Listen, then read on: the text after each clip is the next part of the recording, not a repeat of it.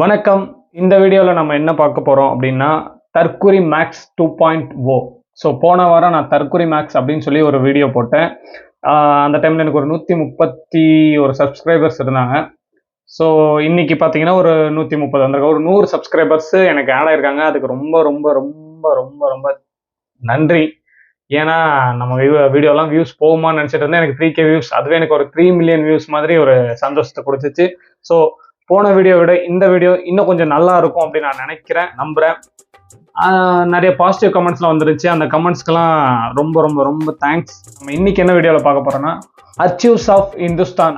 அர்ச்சீவ்ஸ் of Hindustan கிடையாது, archives of Hindustan. Archives of Hindustan. என்னடா இது வாயில வர மாட்டேங்குது, என்ன இன்னைக்கு ரொம்ப ஜாம் ஆகுது அப்படின்னு ஒரு யூடியூப் சேனலில் சேம் டிவிகே பப்ளிக் ஒப்பீனியன் எடுத்திருந்தாங்க. அந்த பப்ளிக் ஒப்பீனியனில் ஒரு ஆட்டோ டிரைவர் ஏதோ சம்திங் தற்குறியாக பேசியிருக்கிறாருன்றதுனால நம்ம சப்ஸ்கிரைபர் ஒரு கமெண்ட்டில் சொல்லியிருந்தாரு. சரி, ஓகே, நம்ம அந்த ஆட்டோ டிரைவரை கலாய்க்க போகிறோமா அப்படின்னு பார்த்தீங்கன்னா அது கிடையாது.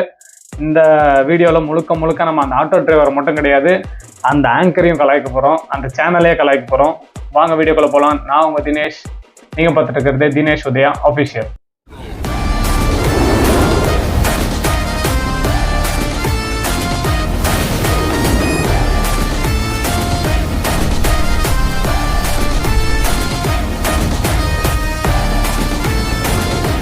நான் அந்த வீடியோ போட்டதுக்கான முக்கியமான ரீசன், ஒரு நல்ல ஃபேன்ஸாக இருங்கடா, தற்குறியாக இருக்காதீங்கடான்ற ஒரு நோக்கத்தோடு தான் நான் போட்டேன். ஆனால் கமெண்ட் செக்ஷனில் வந்து பார்க்கும்போது தான் தெரியுது, அந்த பொண்ணை விட மோசமான தற்குறிங்களாம் இந்த கமெண்ட்டில் இருக்குதுங்க அப்படின்னு சொல்லிட்டு. ஸோ அதை பற்றி நான் பேசணுமா அப்படின்னு யோசித்தேன். தேவையில்லை. இருந்தாலும் நான் ஒன்றே சொல்கிறேன், பார்கவ் போயிட்டான்டா. நான் ஏன் இதை சொன்னேன்னு சொல்லிட்டு இந்த வீடியோட கடைசியில் உங்களுக்கு தெரியும். விஜய்க்கு ஓட்டு போடுவீர்களா? மக்கள் சுவாரஸ்ய பேட்டி. அதாவது என்னன்னு சொல்லியிருக்காங்கன்னா, விஜய்க்கு ஓட்டு போடுவீர்களா அப்படின்றது ஒரு கொஸ்டின். மக்கள் சுவாரஸ்ய பேட்டி, மக்கள் வந்து சுவாரஸ்யமா இதுல பேட்டி கொடுத்துருக்காங்க அப்படின்னு சொல்லி அவன் போட்டிருக்கிறான். ஓகே, என்னதான் இருக்குன்னு உள்ள பார்க்கலாம். First video. எப்படி ஓட்டு போடுவீங்களா? கண்டிப்பா ஜெயிப்பார் நினைக்கிறீங்களா? ஜெயிப்பாங்க. இப்போ என்ன ஒரு வித்தியாசமா பண்ணிடுவார்னு நினைக்கிறீங்க? மற்றவங்களை எத்தனை பேர் இருந்தவங்களும் ஒரு என்ன நம்பிக்கை இருக்கு ஒரு மேல?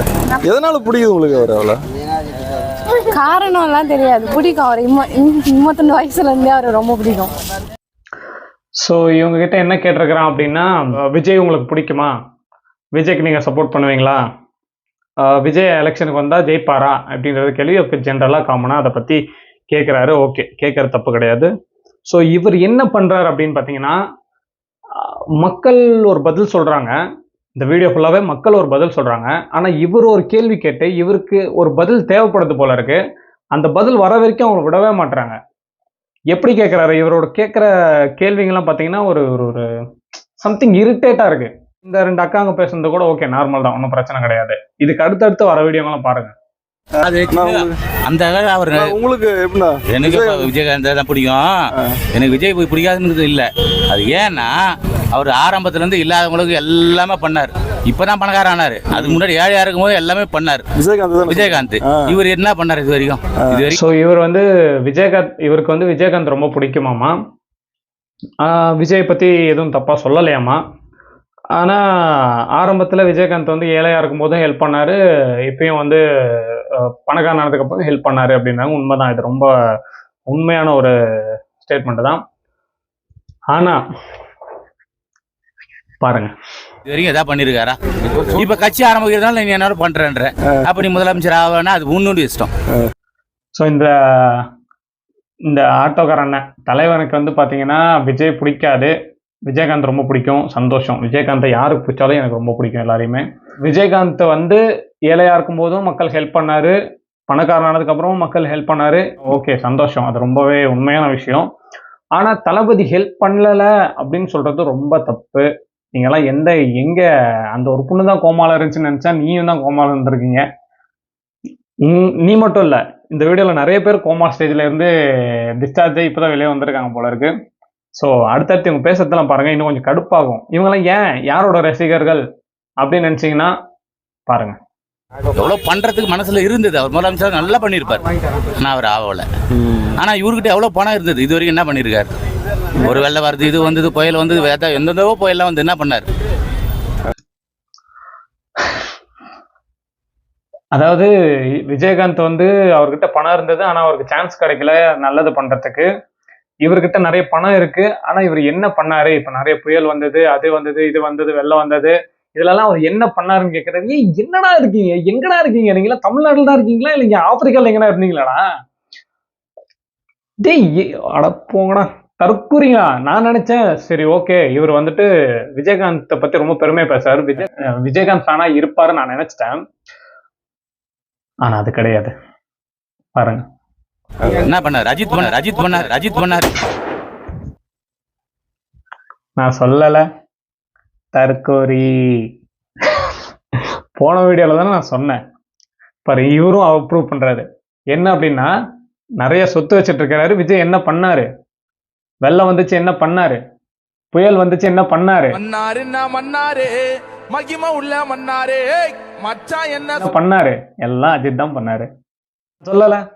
ஊர்ல மொத்த தற்கொலைகளும் அஜித் ஃபேனா மட்டும்தான் இருப்பாங்க. இது 100% ஷூர். அடுத்து பாருங்க. அது நல்ல நாள் பார்த்து இவர் வந்து நல்ல நாள் பார்த்து ஆரம்பிச்சிருக்காரு. எந்த நாள் வேணாலும் பார்த்து ஆரம்பிக்கிட்ட சார், இல்லைன்னு சொல்ல வர்ற. நீ மக்களுக்கு கஷ்டப்படும் போதே மக்களுக்கு ஹெல்ப் பண்ணல, நீ நல்ல பணம் வச்சிருக்கும் போது மக்களுக்கு ஹெல்ப் பண்ணல. இப்போ திடீர்னு முதலமைச்சர் ஆக போறேன்னா அவ்வளோதான், நாங்கள் வேணான்னு சொல்லல. நல்ல நாள் பார்த்து கட்சி ஆரம்பிச்சிருக்கிறாரு. அது ஓகே, அது அவரோட பர்சனல். யாரு ஒரு நல்ல விஷயம் செய்ய போகும்போது நல்ல நாள் பார்த்து செய்யறது வழக்கம் தான். இது நம்ம தப்பு சொல்ல முடியாது. ஆனா அவர் எந்த ஹெல்ப்புமே இது வரைக்கும் பண்ணலன்னும் போது இவரெல்லாம் எப்படி ஒரு நாள் கூட போன்ல விஜய் பத்தி எந்த ஒரு நியூஸும் பார்த்துருக்க மாட்டாரா? எனக்கு தெரிஞ்சு இவர் என்ன பண்ணுவாருன்னா இந்த இஸ்ரேல் நாட்டு இளவரசி வீடியோ 40 தடவை கண்டினியூவா பார்த்துருந்துருப்பாரு போல இருக்கு. எப்பெல்லாம் விஜய் பத்தி நியூஸ் வருதோ அப்பெல்லாம் அதை ஸ்கிப் பண்ணிட்டு உடனே அஜித் வீடியோ போட்டுட்டு அஜித் வீடியோ பார்த்துட்டு அஜித் அந்த பார்ட்டியில டான்ஸ் ஆடுற வீடியோ ஜிங்கு ஜங்கு ஜிங்கு ஜங்கு ஜிங்கு ஜங்குன்னு ஜிங்கு ஜங்கு ஜிங்கு ஜங்கு கேபிள் டிவி ஜிங்கு ஜங்கு ஜிங்கு ஜங்கு பெப்சி கோலா ஜிங்கு ஜங்கு ஜிங்கு ஜங்கு கெல் ஜாக்சன் ஜிங்கு ஜங்கு ஜிங்கு ஜங்கு அப்படின்ட்டு இந்த மாதிரி இந்த எனக்கு பப்ளிசிட்டி பிடிக்காதுன்னு சொல்லிட்டு தினம் கலர் கலரா பப்புன் மாதிரி ட்ரெஸ் பண்ணிக்கிட்டு அங்கங்க நின்று போட்டோ போட்டு போஸ்ட் போட்டு இப்படி பண்ணிட்டு இருக்கிறது இதெல்லாம் பார்த்து ரசிச்ச உங்களுக்கு விஜய் பண்ண நல்ல காரியங்கள் நல்ல செயல்கள் இந்த வீடியோஸ் எல்லாம் பார்க்கவே மாட்டீங்களா நீங்களா? ஏன்னா விஜய் பிடிக்காது ஓகே, அதுக்காக நல்லது பண்ண மனுஷனை நல்லதே பண்ணல அப்படின்னு சொல்லிட்டீங்கன்னா எங்கடா போறது நீங்களாம்? யாரா நீங்களாம்? ஓகே, அடுத்த வீடியோ. விஜய் வந்து கட்சி ஆரம்பிச்சிருக்காரு, எப்படி ஜெயிப்பாரா? என்ன எந்த அளவுக்கு வர முடியும் அவரால்? என்ன நினைக்கிறீங்க? இது விஜய்ன்றது வந்து சினி ஆக்டரு. நான் கட்சி மூலிமா பார்த்தீங்கன்னா வச்சு விஜயகாந்த் தான். இல்லை அதுதான்மா, நம்ம வந்து ஓட்டு வந்து ரெட்டையில் தான். ரெட்டலைக்கு தான் ஓட்டு. நம்மளது வந்து ரெட்டையில் தான் ஓட்டு. அது இப்போ இல்லை, நான் பிறந்து வளர்ந்ததுலேருந்து எங்கள் ஃபேமிலியே ரெட்டையில் தான்.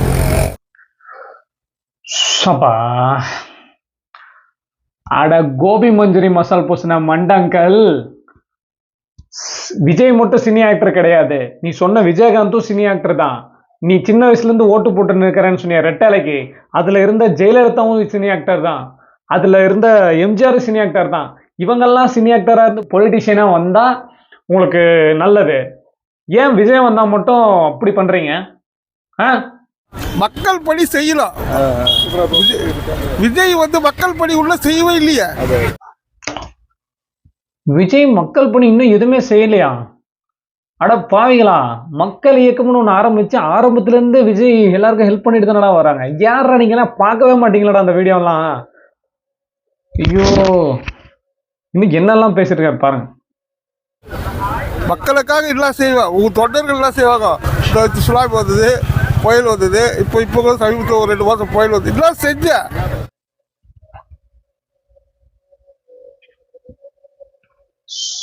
ஓகே, நீங்க பேசுங்க சார். நேரடியா போய் களத்துல போய் புயல் வந்த பாதிப்பு அந்த இடத்துல கொடுத்துருக்கேன் எந்த பொருள். ஸோ அதாவது வெள்ளத்தில் அடிச்சுட்டு இப்படி போயிட்டு இருப்பாங்க பார்த்தீங்களா அந்த தண்ணியில், அப்படியே இவர் ஸ்விம் பண்ணிட்டு வந்து அவங்களுக்கு அந்த வெள்ள நிவாரண பொருள்லாம் கொடுத்துருந்தாருன்னா இவங்களுக்கு சந்தோஷம். மண்டபத்தில் கூப்பிட்டு எல்லாரையும் உட்கார வச்சு வயிறார சாப்பாடு போட்டு அவங்களால அப்போ அவரால் வர முடியல அதனால இப்போ வந்து ஹெல்ப் பண்ணுறேன் அப்படின்னு பண்ணா அது தப்பு. இவங்க தந்தாங்க, விஜய் தந்தாரு, ஆனால் புயல் வந்த இடத்துல கொடுத்துருக்கோம். ஒரு கல்யாண ரூம்ல கொடுக்குறது, கல்யாண மண்டபத்தில் கொடுக்குறதெல்லாம் வந்து ஏற்றுக்க முடியாது. இப்பதான் என்ன பண்ணாருன்னு கேட்கிறாரு, இப்ப மறுபடியும் அவர் கொடுத்துருக்கிறாருன்னு சொல்றாரு. தற்குறிஸ். என்ன விஜய் பிடிக்குமா? அது மாதிரி விஜய் பிடிக்குமா உங்களுக்கு? விஜய் பிடிக்கும். கட்சி ஆரம்பிச்சிட்டாரு இன்னைக்கு, பார்த்தீங்களா? நியூஸ் பார்த்தீங்களா? பார்க்கல. எப்படி ஜெயிக்க முடியுமா அவரால் அரசியலில்? என்ன நினைக்கிறீங்க? ஃபஸ்ட்டு அந்த பொண்ணை கூப்பிட்டாரு, அவங்க வேணான்னு சொல்கிறாங்க. அதுக்கப்புறம் விஜய் பிடிக்குமான்னு கேட்குறாரு, பிடிக்கும்னு சொல்கிறாங்க.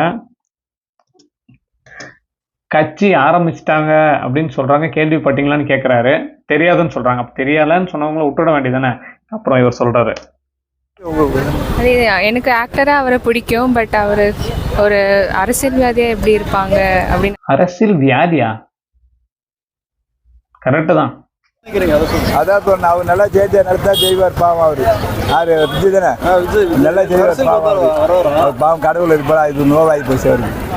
சூப்பர் படம் நட்டிடுறாரு அவர். இல்லை விஜயகாந்த் இல்லைண்ணா, விஜய் மெயினாக. தாத்தா ரொம்ப நேரமாக பேசிக்கிட்டு இருக்காரு. ஆனால் விஜய சொல்கிறாரா விஜயகாந்த் சொல்கிறாரான்னு அவருக்கும் புரியல, இவருக்கு ஆங்கருக்கும் புரியல. ஏதாவது அவரால் ஜெயிக்க முடியும்னு எந்த அளவுக்கு போக முடியும்னு நினைக்கிறீங்க அரசியலில்? இல்லை, கண்டிப்பாக வருவார். ஸ்டஃப் இருக்கு அவர்கிட்ட ஸ்டஃப் இருக்கு அப்படின்றதா? இப்போ வந்து இப்போ அண்ணாமலை இருக்காரு, சீமானு, எடப்பாடி, ஸ்டாலின் இவங்கெல்லாம் இருக்காங்க. இவருக்கு ஃபேன் பேஸ் ஜாஸ்தி. இதுக்குள்ள அவர் வந்து பண்ண ஜெயிச்சு வர முடியும்னு நினைக்கிறீங்க? இவருக்கு ஃபேன் பேஸ் ஜாஸ்தி, ப்ளஸ் அவர் யார் யார் கூட ஜாயிண்ட் அடிக்கிறாரு அதை பேஸ் பண்ணி தான்.